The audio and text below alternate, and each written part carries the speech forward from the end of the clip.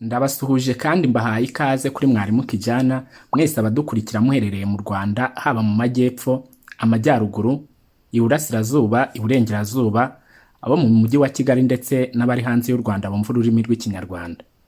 Uramutse utarakora subscribe wayikora kugira ngo tujye tubana umunsi ku wundi, ugakanda no kukazogera kari ku ruhande kuko bigufasha kubona inkuru zacu ako kanya zigitangazwa.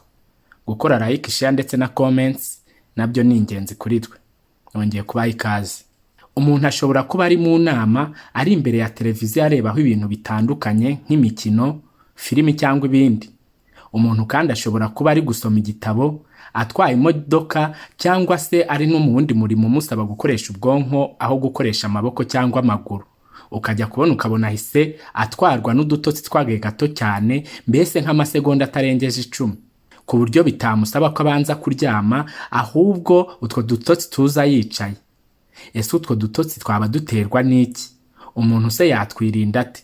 Ibyo byose hamwe n'ibindi bishingiye kuri iyi ngingo nibyo ngiye kubaramburira.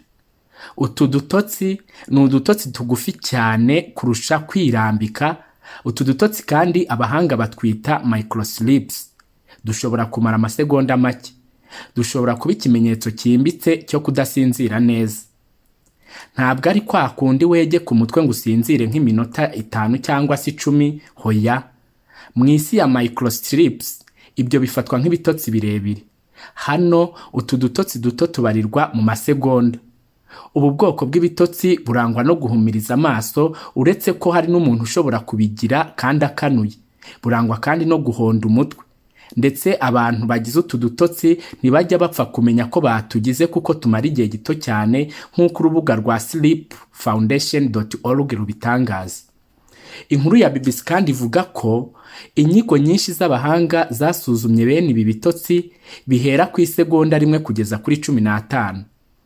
Ubu ibisobanuro by'utu dutotsi bikora ku buzima bwacu birimo kwiyongera, kuva ku kutwambura ubushake bw'ibyo turimo kugera ku kudushyira mu byago runaka nk'igihe utwaye imodoka, ariko kandi turimo no kwegera gusobanukirwa impamvu bene utu dutotsi twibasira abantu.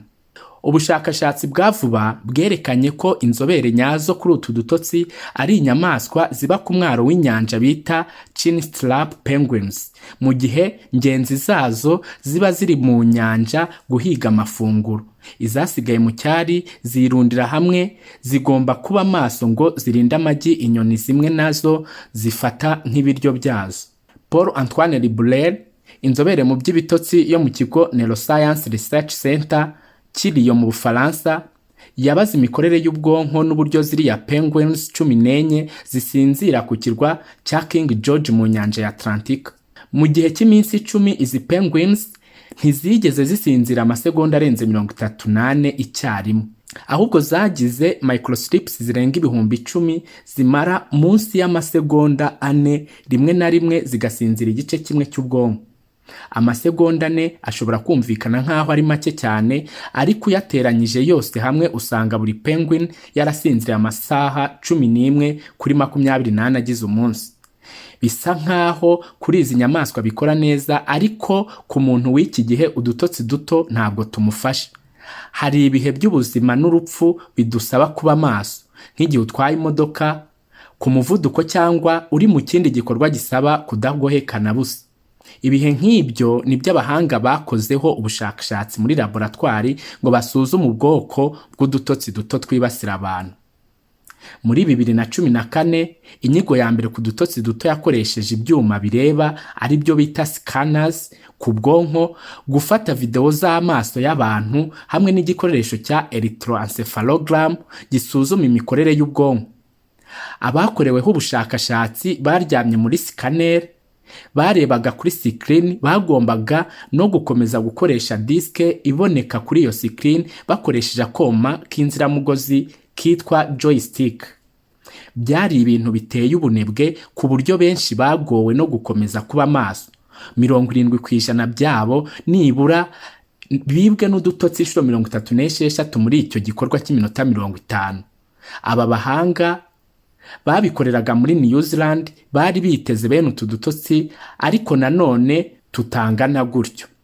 Yego abakoreweho ubushakashatsi nibwo bari bakimara kurya ibya saa sita kandi bari baryamye, ariko ntabwo bari basabwe gusinzira, kandi buri muntu wese winjiye muri scanner ya magnetic resonance imaging azi ko haba hari urusaku ruvuga cyane, ntabwo hari ahantu ho guhondoberera. Abashakashatsi kandi bavuga kuko tunaniwe ariko dushobora kwibwa n'utwo dutotsi. Mu buryo budatunguranye, udutotsi duto turasanzwe cyane ku bantu bagira indwara izwi nka narcolepsy ituma abantu bibasirwa n'ibitotsi ku manywa. Ariko ubushakashatsi buvuga ko benshi muri twe n'ubundi udutotsi duto tutwibasira.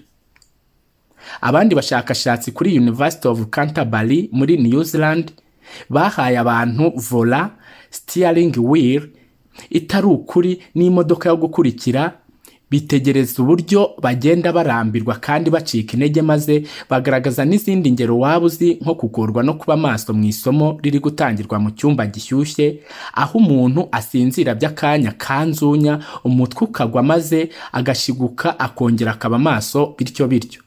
Uko tunaniwe niko dushobora cyane kwibwa n'udutotsi. Yvonne Harrison, umushakashatsi ku bitotsi muri University of Loughborough mu Bwongereza, yasanze bene utu dutotsi tuboneka cyane nyuma ya saa sita na nimugoroba, kandi kenshi tukabanziriza gusinzira neza birebire. David Denges, porofeseri ku ndwara zo mu mutwe muri University of Pennsylvania, yagumije abantu bari maso ijoro ryose ngo aze kureba inshuro bari buhondobere ku munsi ukurikiyeho.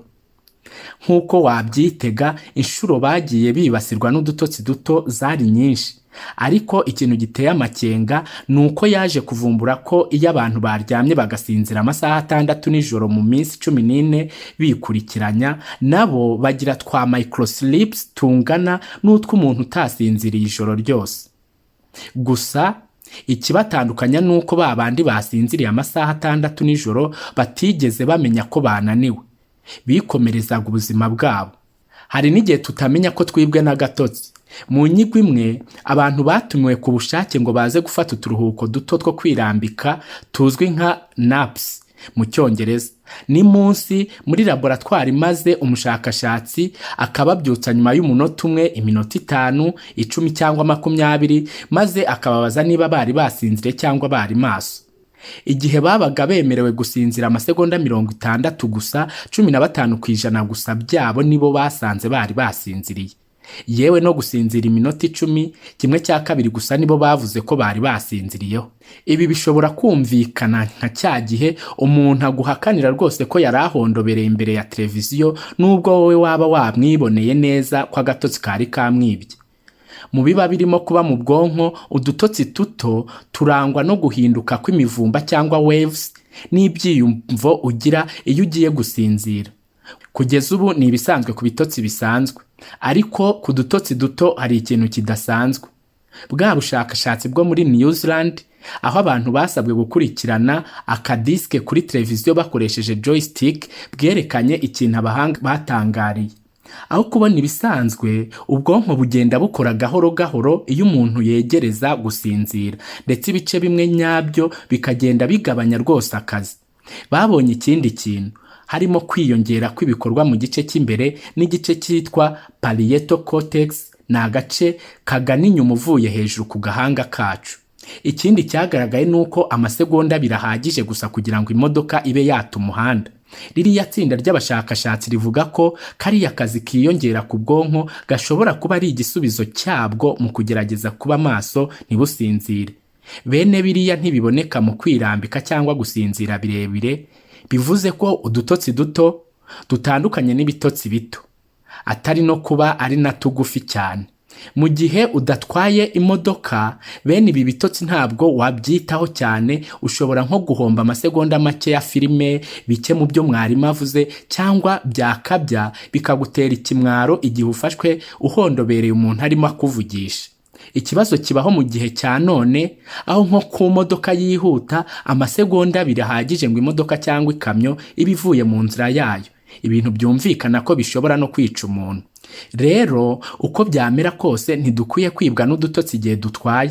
Ubushakashatsi weruka gukorerwa muri kompanyi y'amakamyo mu Buyapani ikoresha abashoferi hafi 15,000 gutanga isomo. Abahanga basesenguye amashusho yo mu ikamyo z'abashoferi b'umwuga 52 bakoze impanuka kubera gusinzira. Video zerekanye ko 3/4 byabo bagaragaje kwibwa n'udutotsi imbere yo kugonga. Ku mushoferi umwe impanuka yagenze itya: umunota umwe mbere y'impanuka yatangiye guhumbaguza amaso. Amasegonda 38 mbere yo kugonga umubiri we ntiwanyeganyegaga. Hakurikiyeho guhumbya buhoro buhoro, maze amasegonda 4 mbere y'impanuka amaso ye yasinziriye amasegonda 2 gusa. Yafungutse isegonda 1 mbere y'impanuka, gusa ntibyari bigishobotse ko hari icyo yakora ikamyo yari yamaze kugonga yataye umuhanda. Muri izo video abashakashatsi babonye uburyo bwo kumenya ko impanuka ishobora kuba igiye kuba bushobora gukoreshwa mu kuburira abashoferi.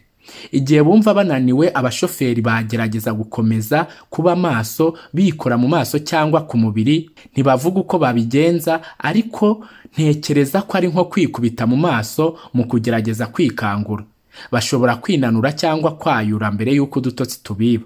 Abashakashatsi bagiye inama ko uburyo bwose bwa automatique bwerekana ko umushoferi agiye gusinzira butagomba kugarukira gusa kugihe atangiye gufunga amaso, ahubwo bugomba no kureba uko anyeganyeza umubiri we. Hagati aho, nk'abatwara imodoka bagomba kumenya ko atari buri gihe umuntu amenya ko arimo asinzira, cyane cyane bene utu dutotsi twiba abantu. Ni ukumenya ko igihe tunaniwe tugerageza kwikomeza no kuba maso gusa bidahagije. Imbaraga z'ubushake mu gukora ikintu ntabwo zihagije kunesha microsleep, nko ku rugendo rurerure utwaye. Ni byiza kubaha inama yo guhagarara ahantu hatekanye ukaruhuka mu gihe wumva unaniwe, kunywa ikawa cyangwa kwirambika gato ukaruhuka mbere yo gukomeza. Bitandukanye na Chinese trap penguins, ku bantu udutotsi duto ntabwo dusimbura gusinzira bya nyabyo biba bikenewe. Mu gihe tukwiba kenshi byaba bivuze ko utabona ibitotsi bihagije.